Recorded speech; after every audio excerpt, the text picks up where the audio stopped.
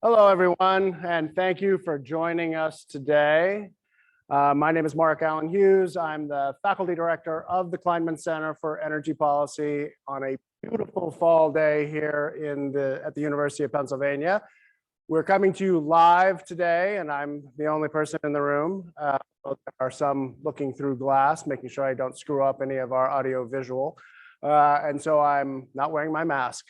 But happy to have a session together and looking forward to welcoming you also back into this fabulous room as soon as possible. Today, we are going to talk about what is arguably the most important set of issues facing the energy transition and climate change. The issues of equity, justice, and democracy. And because in addition to being the right things to do, they are also probably necessary things to do in order to fully achieve our goals at local, national, and global scales. It's going to take everyone together, and that is going to require justice. So we have a perfect person to discuss these complex and important issues joining us today, issues of household economic stability and community resilience and so on. We're joined today by Chandra Farley for a discussion about building a framework for community-led and equity-centered clean energy transition. Chandra is the CEO of Resolve, a consulting practice with a mission to increase the impact of climate justice initiatives by creating equity-centered delivery infrastructure. She also founded the Good Energy Project with a vision to connect the transformational power of Black women to the movement for justice and equity in clean energy. She's also the co-chair of the Hive Fund for a Climate and Gender Justice Advisory Board and the chair of the Georgia NAACP Committee on Environmental and Climate Justice. She's a graduate of the EPA's Environmental Justice Academy and the president emeritus of the Alumni Association of that academy. So before we turn it over to our distinguished guest for a lively presentation and a conversation to follow afterwards, let me just remind you of a couple of road mapping notions here. First, we're going to be recording the event and it will be available on our website tomorrow. I also encourage you, as is our usual practice, to use the Q&A function in this webinar Zoom setup throughout the course of Chandra's questions so that we have a nice stack of questions. It will allow me to kind of aggregate and coordinate some of those questions by topic so that we can cover as many of your questions as possible and have the kind of conversation we enjoy so much here at the Kleinman Center. You're welcome to use the chat for discussion among yourselves, but please post your questions to the Q&A or I won't see them. All right, that's it for now, and it's my pleasure to turn the microphone over to our guest, Chandra Farley.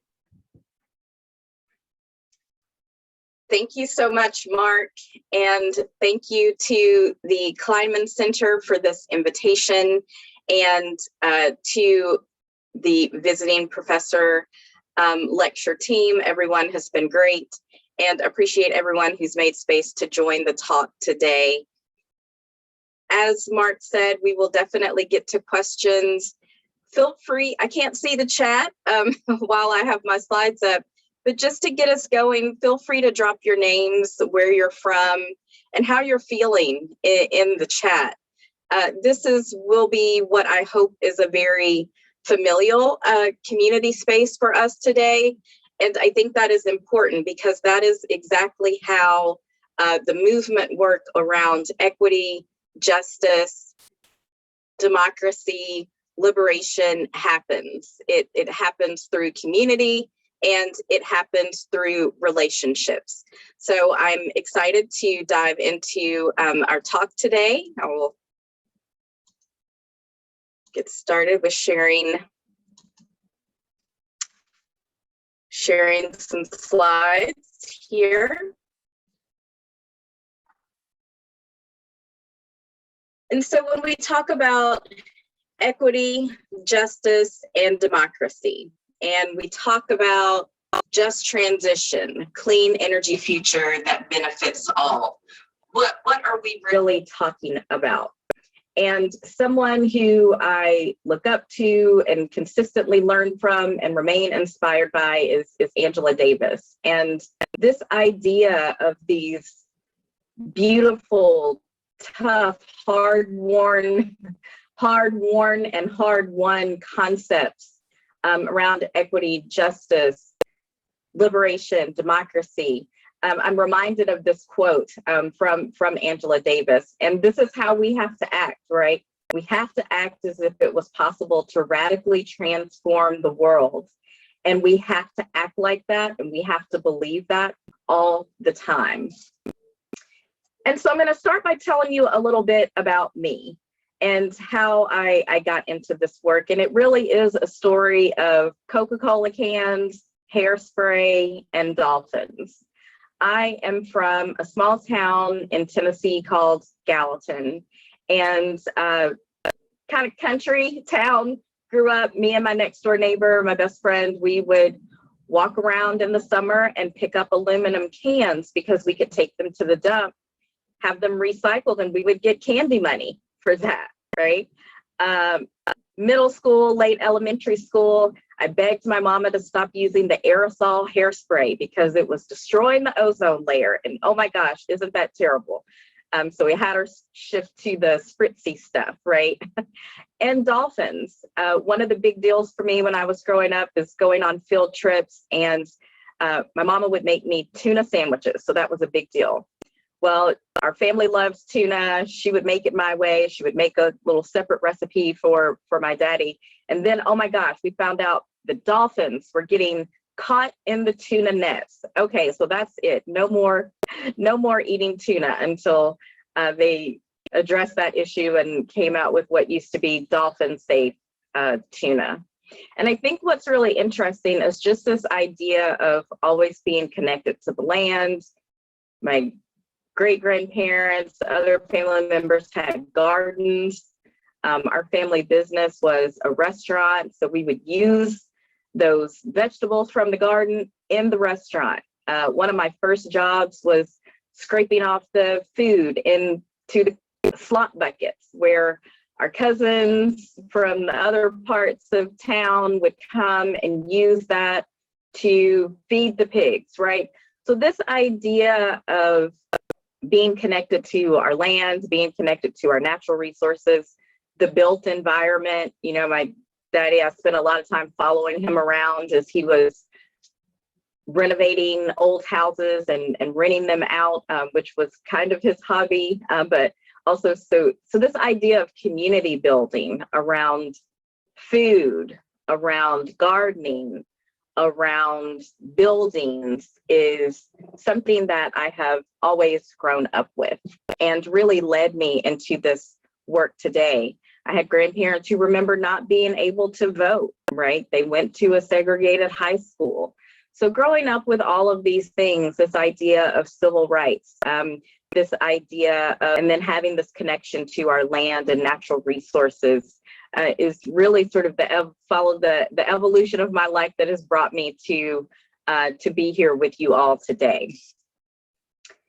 And so we talk about equity, we talk about justice, democracy, and ultimately liberation. What are we really talking about? Who is really concerned with this, and why should we be concerned with these terms? We have to remember that all of those are a conversation about people. And we should always be asking ourselves, as we strive for equity, as we strive for justice, who benefits, why, what, when, where, how? These are the questions that it's important to ask when we are framing these concepts, no matter what word we put in front of it, whether it's energy equity, health equity, energy democracy, social justice, racial justice, Black liberation, women's liberation. It is all about a question of who benefits, and this is all a question of, as my friend Dr. Erica Holloman Hill in Atlanta likes to say, remembering our humanity. People, power to the people.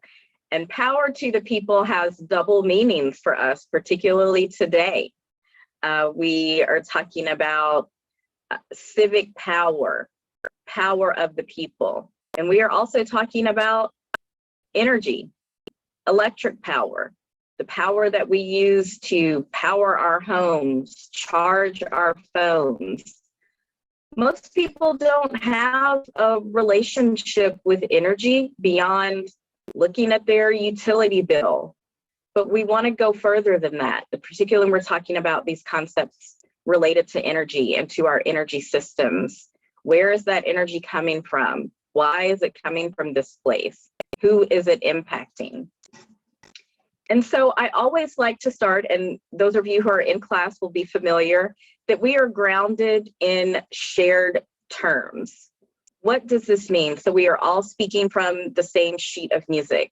Equity, justice, these are things that are in the lexicon and in the conversation today in a way that I've never seen it be in our everyday conversation.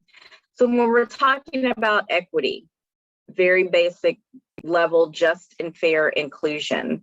When we are talking about racial equity, anything, the benefits, the burdens of society would not be skewed by race. Benefits and burdens. We're going to talk a lot about that, particularly as it relates to energy. So I want to ground this a little bit in what that means and what that looks like. I am based in Atlanta, Georgia, and this map is a map of our last mayoral election. And the green in this map voted for portion, voted for our current mayor, a Black woman. And if we look at this map and we look at where Black people are represented in the city, 80% of the population in this blue area, but over 90% of the job centers being located in this green area, we really begin to see these separations. And I encourage you to look at your city, where you're from, and start looking at some of the data of various indicators. We can look at racial makeup. We can look at rent burden. We can look at educational attainment. We can look at health insurance coverage, birth rates, all of these things eventually looking at an inequity, we can track all of that back to a system of systemic racism, a system grounded in white supremacy that we all unknowingly, intentionally, sometimes unintentionally operate within. And so when we talk about these impacts and we talk about the separation of certain demographic areas, we can also tie this to environmental racism. And everything that you see here is about the disproportionate impacts within our systems, our institutions,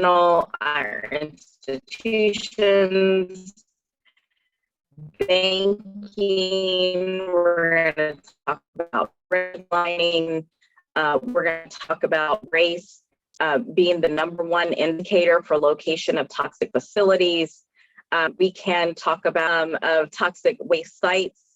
These populations, 40% of people living within an area around these toxic facilities, these polluting power plants. And why are those proximities important? They tank property values, disinvestment happens, and disproportionate illnesses. We can look at respiratory disease, we can look at asthma, we can look at heart disease, we can look at premature deaths. All of these things can be related to systemic inequities and historic disenfranchisement of Black communities, communities of color, low income, and rural communities. And this is structural racism, bias across institutions and society. And I think this point around cumulative and compounding impacts and effects is critically important, because that is exactly what we are dealing with when we are talking about our energy system. Where is the generation happening? What areas are the transmission lines going across? And you're riding around, I think probably most folks in this class probably do that. Where's the generation located? Where's the production happening? Who's benefiting from the distribution, the various types of distribution? Who is being impacted by the rates that are increasing in all kinds of different ways to cover all of these things? And still, when we look at things like energy burden, how do those things match up? If you look in one area where clean and renewable energy is booming, it's like in my home, in my state of Georgia, much utility scale solar. It puts Georgia like in the top 10 of for solar, but for utility scale. At the same time, we will look at sections of the city, sections of the state where they are experiencing higher energy burdens. Those areas overlay with red line districts. We can look at this heat map. Red line districts are hotter than other areas. So this racist federal housing policy from the 1930s and the 1940s is still impacting many of the disproportionate impacts that we see today related to rising energy costs, related to the disproportionate impacts of climate change. All of these things are interrelated, and it is that same kind of interrelated approach that we want to take when we are talking about our energy system and when we are talking about a process of systems transformation, right? A process of systems transformation. Democracy is a system. Energy insecurity is the result of a system, right? So making these connectivities, making these connections, understanding these interconnectivities gets us to the point of really understanding why equity matters. Inclusion, as we started talking about, right? But it really means something very specific, which when we talk about frameworks to advance equity, when we talk about frameworks to advance justice, when we talk about frameworks to advance democracy, which is a system, it is important to think about equity as a way of doing things, as a tool and opportunities that we talked about as we laid out the definition of racial equity. And so that grounding is really important for our conversation today as we talk about the backgrounds of equity, justice, democracy, liberation. That framing will take us to a conversation about, okay, well, how does all that apply? How does that all apply to energy? And then why does it matter? What should people be doing about it? How do people get engaged? What is our call to action? So racial equity and energy is top of mind for a reason. I and my partners work a lot with ACEEE, the American Council for an Energy Efficient Economy, who is doing incredible research around energy equity and the disproportionate impacts of energy burden. These are some stats from Atlanta, where I live. But nationwide, we know that low-income households, Black households, Hispanic households, Native American households face dramatically higher energy burdens. And there's always a question and understanding about why is that? What does that mean? People are paying more.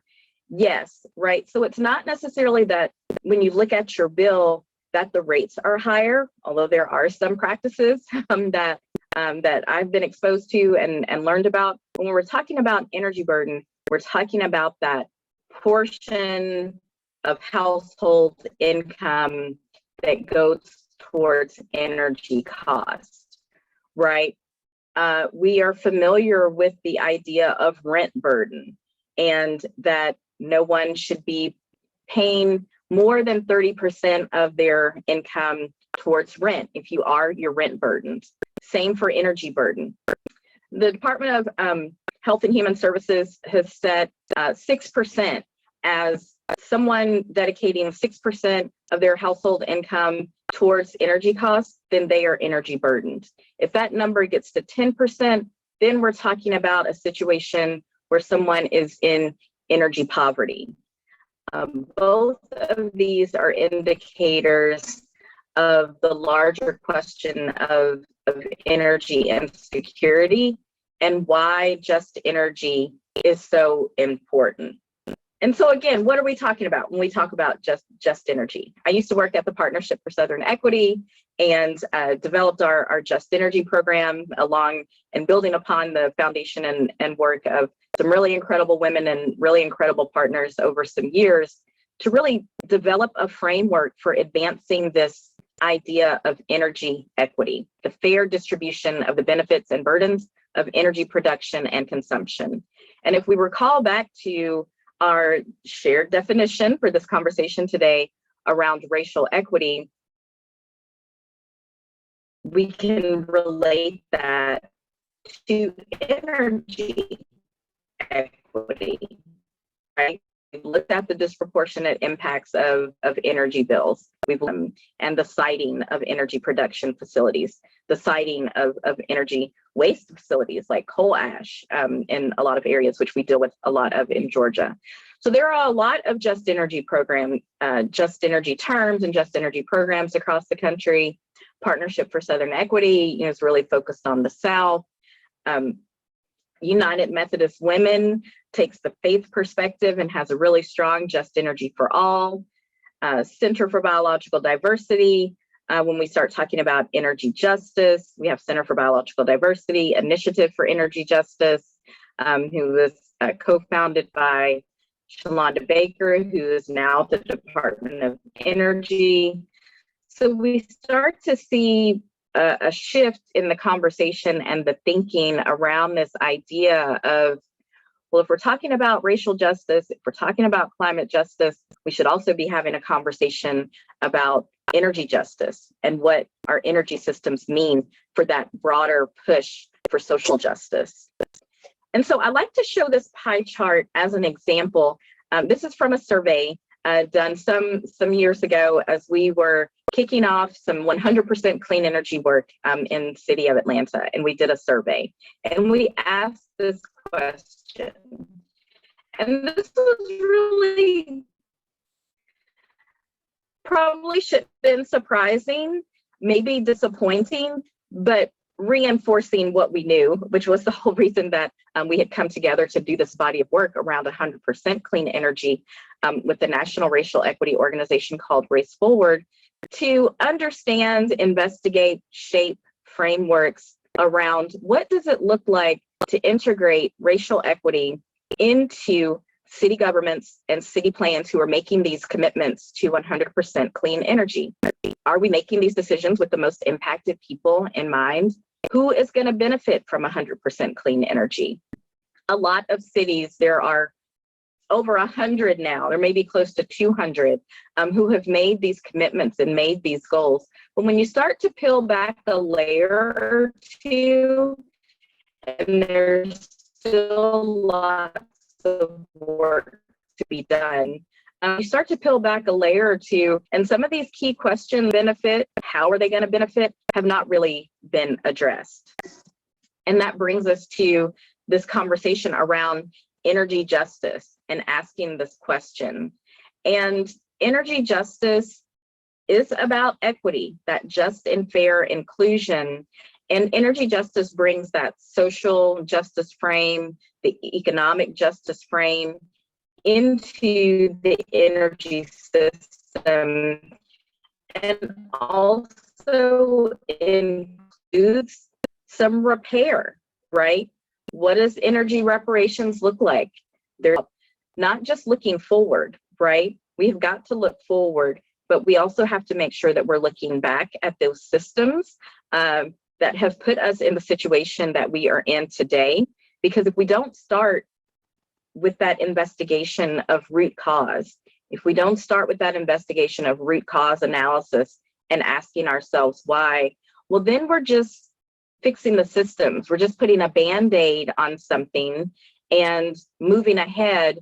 And the same people who have been disproportionately impacted before and are losing out on the benefits of what we know is the promise of a more just and equitable transition to a clean energy economy is critically important, because a more just and equitable clean energy economy is not just going to happen on its own. If we are not pushing for these energy justice frameworks, we will replace an extractive, dirty, harmful fossil fuel economy with the same underpinnings with just some clean energy on top of it. So this is really an important and a really important concept, not just to our work about energy, but to our broader struggle for justice.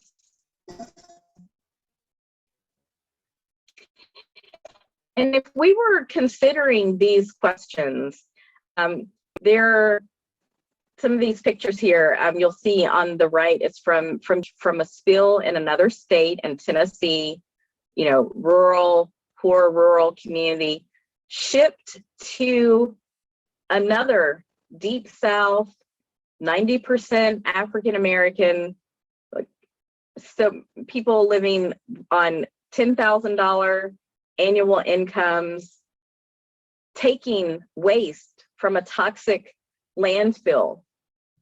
Who made that decision? Who was involved in that decision? If you had asked the people from Uniontown if they wanted to be a dumping ground for toxic waste from another environmental disaster, to have that environmental disaster amplified and exacerbated in their own community, do you think they would have said yes? If we asked communities around Plant Vogtle, which is the first nuclear expansion to happen in 30 years, it's happening in Georgia. The base of Plant Vogtle is in County Plains, Georgia. Majority Black, majority rural, majority low income, this huge infrastructure. Some people will say nuclear is clean, but when we talk about the disappearing economic development opportunities that came with the plant 30 years ago that have now dissipated, when we talk about the opportunity to benefit from some of the energy that is produced, that's not going to immediately reduce their energy bills. As a matter of fact, it is increasing their energy bills, because these huge projects that utilities make their money from building these power plants is now $10+ billion over budget, 10 plus years behind schedule, but people are paying for it. They've been paying for this plant for 10 years without getting a single kilowatt hour of electricity. This is not just a Georgia issue.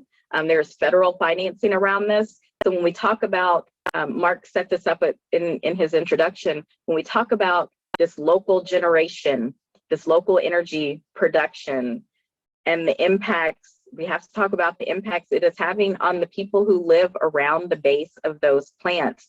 And that local issue becomes a national issue, as we are talking about what and how is the United States going to move forward while making a commitment to racial justice, but still investing in the type of fossil fuel, dirty energy infrastructure that we know is contributing to these disproportionate impacts on communities who are already overburdened by many of those compounding and cumulative effects that we talked about, that we can trace back to redlining.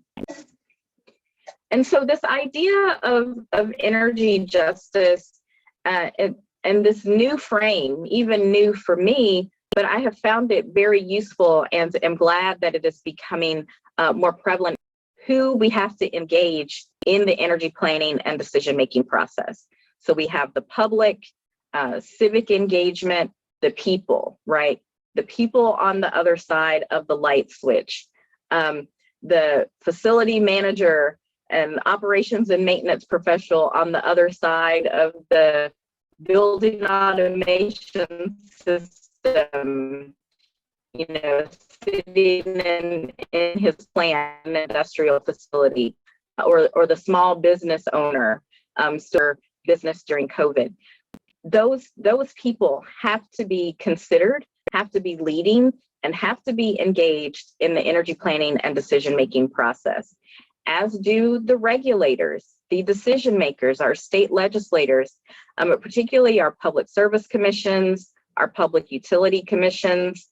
And in my work around bolstering public participation through education, activism, partnering, community leadership development, I have really found this breakdown of the types of justice very helpful when speaking to different groups.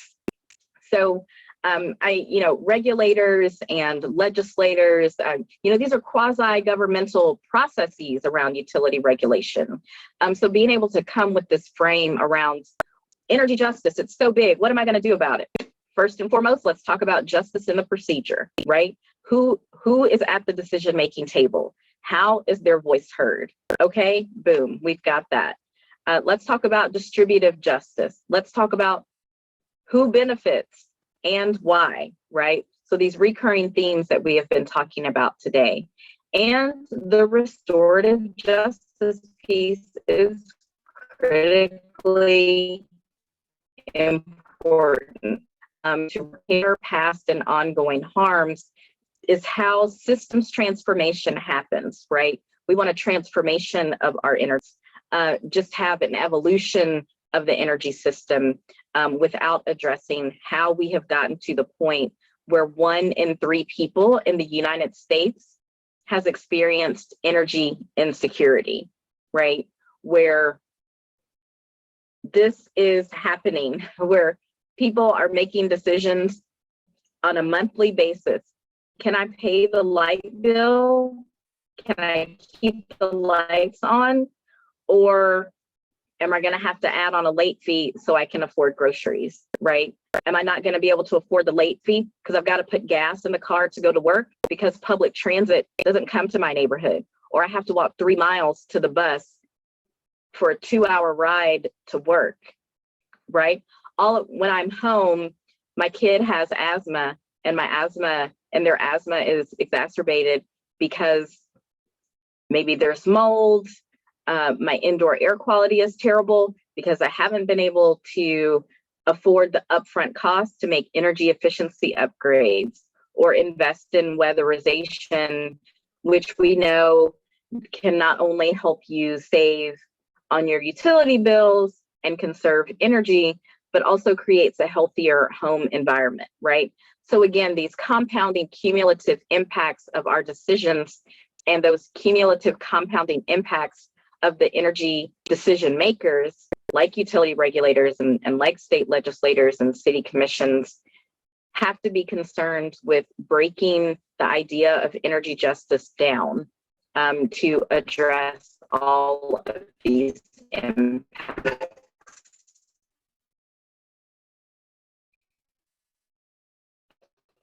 And so what does that look like on the public participation side? Really, when we talk about organizing power to the people, what does it really mean to build power? I've worked with some incredible organizers, and that work is so critically important to have people working in communities who are from those communities, to have people in partnership with community who they know. And organizing is an ongoing process to build power. And there are many different things that go along with that. And once we are organized, once we are going through the process of building power, we can mobilize for participation and have people show up in Public Service Commission venues, at Public Utility Commission meetings, bringing their own voice and their own lived experience as expertise. So it is not just the practitioner's expertise that has the value or should have the value in any decision-making process, right? We want the people who have lived experience being impacted by an issue, helping inform and direct the decisions, because the people closest to a problem, the people closest to a challenge are the people with the best solutions. And this idea of advancing equity, energy justice, energy democracy, is getting pointed now to this idea of utility regulation, right? I didn't know what the Public Service Commission was until I started doing this kind of energy and work, over a decade ago. These are obscure offices. Most people, as I was talking about earlier, only interact with energy when they're flipping on a light switch and they expect the lights to come on. They get the energy bill and people can either pay it or they can't pay it. And that decision point should really serve as a call to action, right? I think it's a great idea. Maybe I should put it on a t-shirt or something, like our utility bills can be a call to action. Like that is the first step. If we can just sort of not necessarily shift our thinking, but going beyond a question, right? Going beyond what we're looking at. What's the next step? What kind of question does this bring up for me? What do these 5 different line items mean on my utility bill? Bill reading sessions is a type of organizing that we have been a part of in the work in Georgia and across the South to advance more equity in utility regulation. This report series will be coming out just hot off the presses. I got a advanced copy, and some of the folks that I participated in and wrote articles in this series with are people who are working at really important intersections of equity, justice, and energy decision making.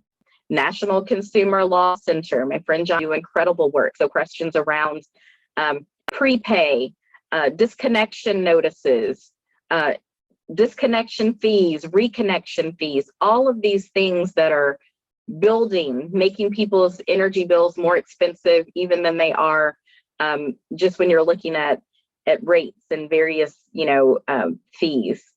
Jean Sue at Center for Biological Diversity and their energy justice program does incredible work at the intersection of leveraging the law and law processes at the Federal Energy Regulatory Commission, but also at the congressional level. And so we did a lot of work together during COVID to push back on utility shutoffs, calling for a moratorium on electricity, water, broadband shutoffs that ultimately resulted in the Maintaining Access to Electric Services Act that was legislation that was written. But we've been working, all of these things, really incredible people working on these topics.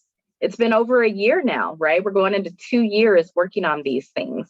And this idea of, do you think if people who lost their jobs during COVID knew that their public utility commission was saying that they weren't considering the fact that we had experienced the greatest recession or unemployment on levels with the Great Depression, that's a good time to shut people's electricity service off in the middle of a global pandemic, when we're being told to wash our hands, that people had their water shut off, when we're being told to shelter in place and quarantine and stay at home.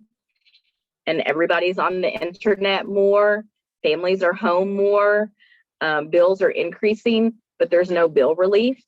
If impacted people were at the table, those decisions just not would have happened that way.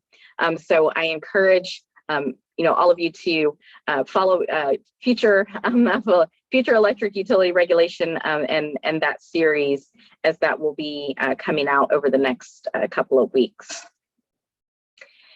And in closing, as we move towards this idea, let's say we do all of the things, all of the things that we have talked about. We have achieved energy justice in the mode of a just transition. And what are we working towards? Let's talk about democracy. Let's talk about energy democracy. We've got public participation. We've got people participating in the process, bringing their voice to what they want. And now here we are, moving towards an idea of energy democracy. This idea that energy is not just a commodity, energy is a commons, right? We can't live without it these days in some kind of way. We've got to have light. We've got to have water. Some places where we are experiencing extreme weather impacts, breaking records for heat. In a lot of the quote unquote low income, quote unquote urban areas of the city, where we are seeing back to that redlining, where there are communities that are actually hotter than other parts of their city or other parts of their county because of a 60, 70-year-old racist federal housing policy, right? So again, moving from this idea of here is the root cause. So how is that informing our city planning decisions as we think about this idea to move towards energy democracy? How are we planning our cities so we have room for microgrids, so that we have solar ready homes that aren't going to green gentrify people out of their neighborhoods, but expanding this idea of safe, reliable, affordable electricity. That is something that most regulators that you will see in most like Public Utility Commission, Public Service Commission missions, right? But we have to expand, what does that mean? And for who? Safe for who?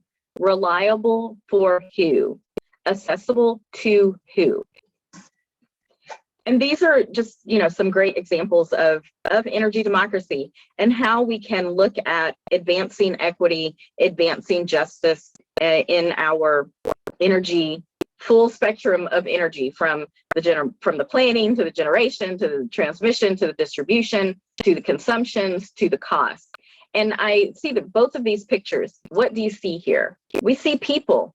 We see people. We see a group of people who have come together, representing community, representing academia, representing racial equity organizations, representing foundations who can bring capital to the table to move these ideas forward.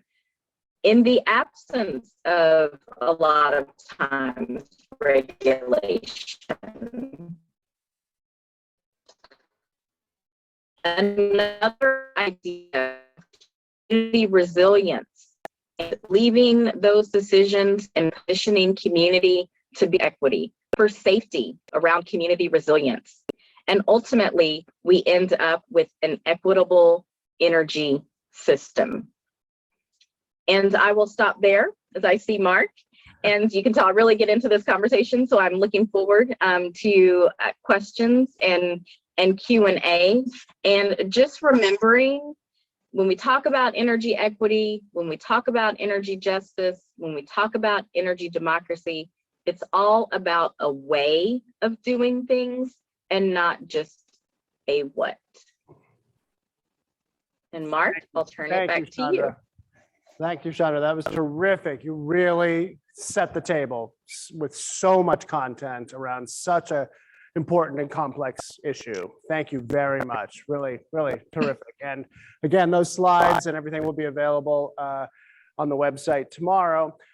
Just a couple of broad questions. We've got a nice queue here that I think shape up into some very powerful themes. And one of the things that your work reminds me of is Richard Rothstein's book, The Color of Law, right? Which does this, incendiary job of taking something that, we think we all know government's complicity in housing segregation and all the cascading, right? The cumulative and compounding effects, as you called them, of those decisions from 2 and 3 generations ago. And I think your work really sets up a very similar kind of expose that there are many public processes and decisions that are equally complicit. It really puts the system in systematic racism around energy outcomes as well. But I think one of the important things you remind us of, and this is my first question, but I think it speaks to a couple of the questions in the queue, that that great graph, that very useful graphic, you remind us that this is not about either or, it's about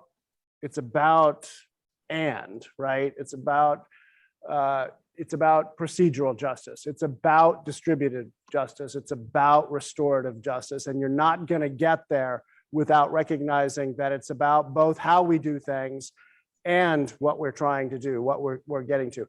What I'd like to ask you a question about is, how do we think about those times when the rules don't get us there, when representation and fixing a lot of what's broke in how poor folks, Black folks, communities, frontline communities are now represented and get to vote and participate in decisions, when our procedural justice fix doesn't get us there, how confident are we that we can articulate distributive justice outcomes on energy? What's that vision that we can make demands about procedural justice and restorative justice? What's that vision for unburdening communities with their energy costs? Yeah, the vision is a more just and equitable society, right? I mean, overall, and our energy systems have huge role to play in that.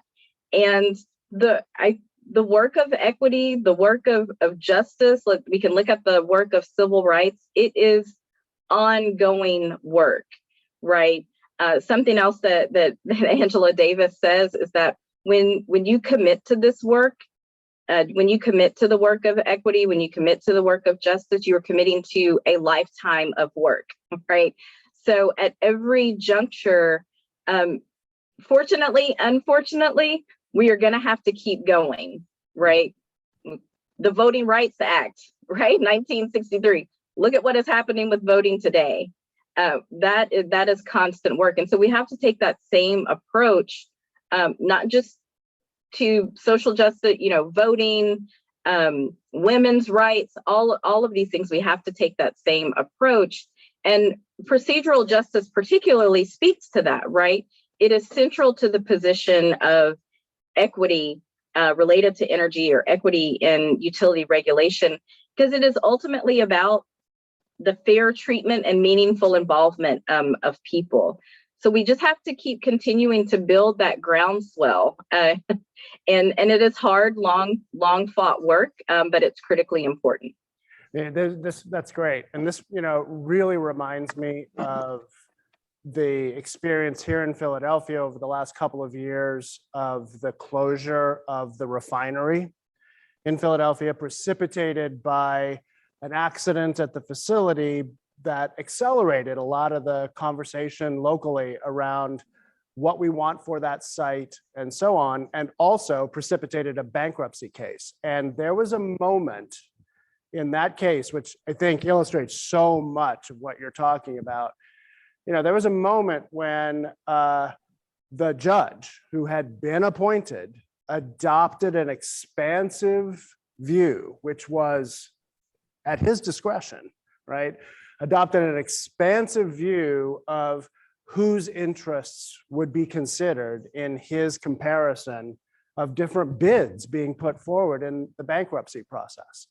And we went in going into a bankruptcy process saying, my God, this is a terrible place to make policy, right? As it turned out, it's a much better outcome that usually occurs, but largely only because that judge was able to create a basis for choosing the second highest bid to pay off the creditors instead of the first highest being a plan to simply reopen the refinery and continue the highly negative impacts on adjacent communities. And so that was where, a powerful vision of what ought to be made possible a ruling about how we were going to make a decision, right? And, you're so right. That graphic is so powerful for the point you're making about the way these different dimensions of justice have to interact with one another. And you got to keep working on all fronts in order to get into that sweet spot. So no, that's terrific. Another kind of theme that emerges in the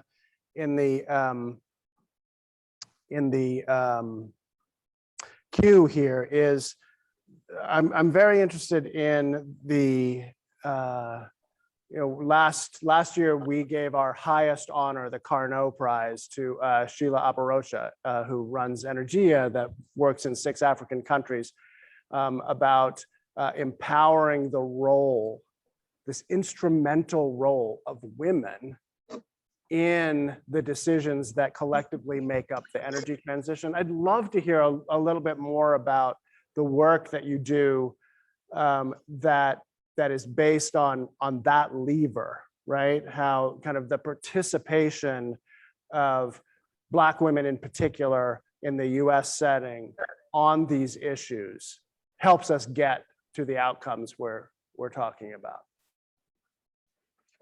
Absolutely. Let's level set with the idea of women, and particularly Black women and women of color who have been the caretakers and leaders of just about every social justice movement that we can point to. And that point still holds true today.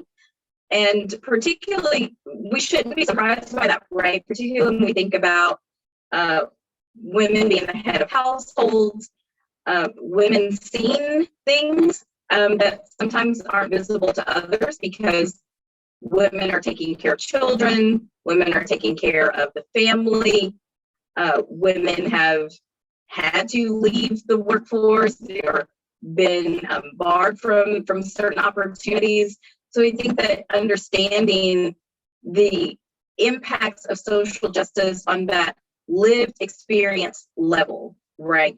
This is something that I am acutely feeling every single day.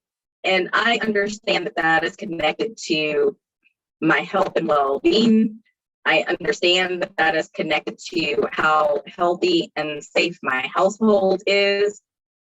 And so it was Ruth Bader Ginsburg, right? I mean, we talk about, he says, women belong wherever decisions are being made, women need to be in there, right? It is a perspective that just has a unique lens just because of who we are, where we are, what we are seeing, and what we are experiencing. And through the High Fund for Climate and Gender Justice, specifically focusing on delivering funding and delivering other resources, including healing justice, making sure that women are taking care of themselves and how they need to take care of their community so that they are around to do the work.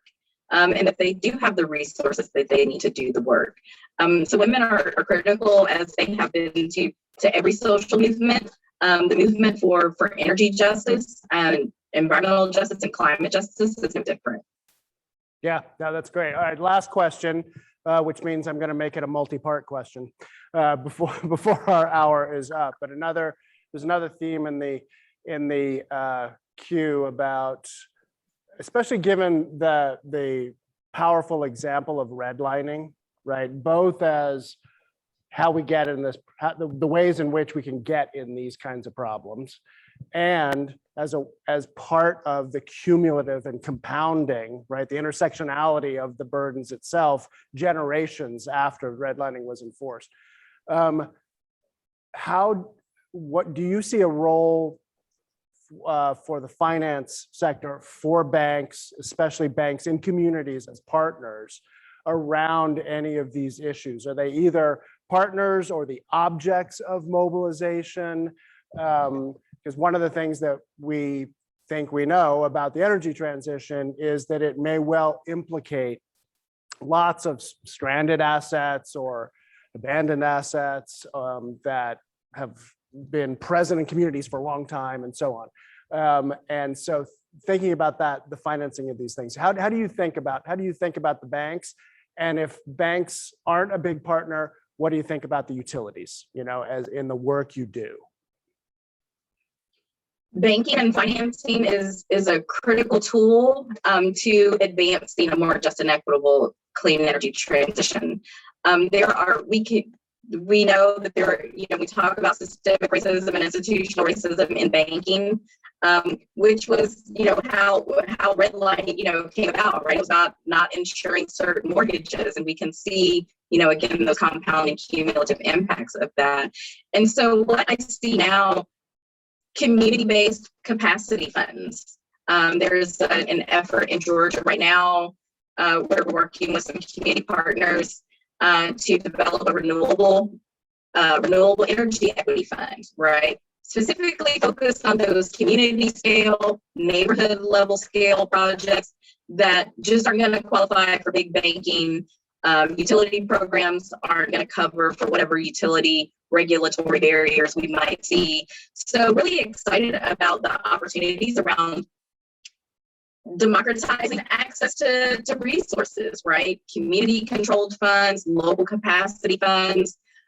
Really excited about the National Green Bank Act and the opportunity to have more green banks, across the nation that are specifically focused on an equitable energy transition, right? And coming up with the various financing mechanisms, funding mechanisms that are needed to, again, not just build these projects, but build them in such a way that they have the type of equitable benefit that we are driving for. So critically important sector. And on the flip side, we've got to continue movements around keeping in the ground, divesting from banks, divesting from funding fossil fuel infrastructure. So they're not, on the one hand, trying to talk about racial equity and banking, but then on the backside, investing in fossil fuel infrastructure, right? There's a lot of activism that is being done on that, and that's critically important to move forward.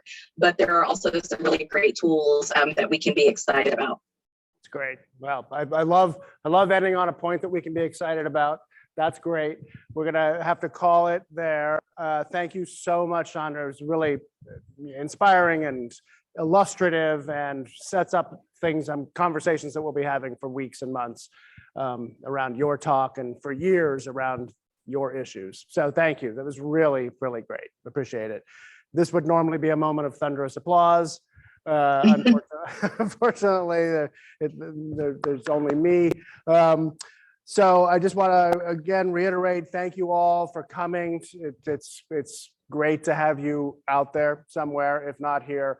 And also a reminder, all available tomorrow on the website. And finally, be sure to mark your calendars for our next event, which will be on November 16th, when Harvard economist James Stock will join us talking about effective governmental policies for the light duty vehicle fleet transition.